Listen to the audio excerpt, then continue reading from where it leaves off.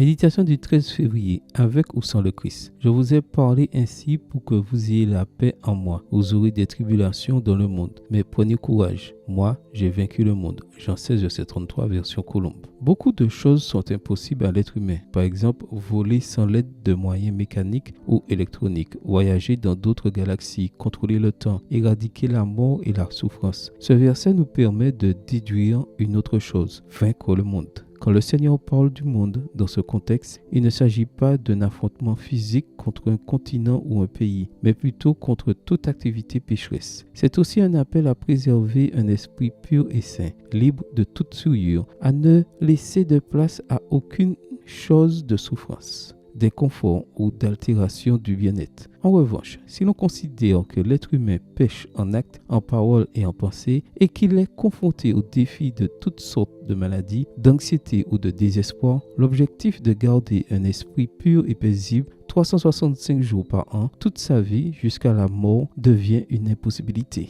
Le Seigneur Jésus dit dans sa parole, « Vous aurez des tribulations dans le monde, mais prenez courage, mais j'ai vaincu le monde. » Comment avoir la paix face à une maladie incurable? Comment ne pas être angoissé dans un pays frappé par la guerre ou l'insécurité? Comment ne pas être découragé par le mal croissant du péché que nous voyons tout autour de nous? Comment rester insensible à la douleur et à la souffrance de nos proches quand il n'y a rien que nous puissions faire? Quelle que soit la tentation ou la douleur à laquelle tu es confronté, le Seigneur la connaît. C'est pourquoi il a prévu qu'il y aurait de l'affliction. C'est un fait et il n'y a pas d'exception. Peu importe la position sociale, la race ou la croyance, les afflictions, avec tout ce qu'elles produisent, font partie de la vie humaine. Néanmoins, il y a au moins deux façons fondamentales de les affronter avec le Christ ou sans le Christ. Sans le Christ, tu seras la proie du découragement, de la rage, de la colère, de l'angoisse, de l'insatisfaction et de l'impuissance, et tu mourras finalement seul, vide et sans espoir. Affronter le monde avec le Christ change tout radicalement. Avec lui, tu connais le contexte de la souffrance, tu as conscience des attaques du péché et les comprends. Tu sais qu'il y a un but derrière chaque acte. Tu peux traverser des situations très difficiles, mais avec une espérance sûre. Le Christ garantit que tout est temporaire, car il éradiquera complètement tout vestige de péché et de souffrance pour te donner l'assurance d'une vie éternelle dans un monde de paix et d'harmonie pour toujours. Cela te semble ridicule et ressemble à un conte de fées?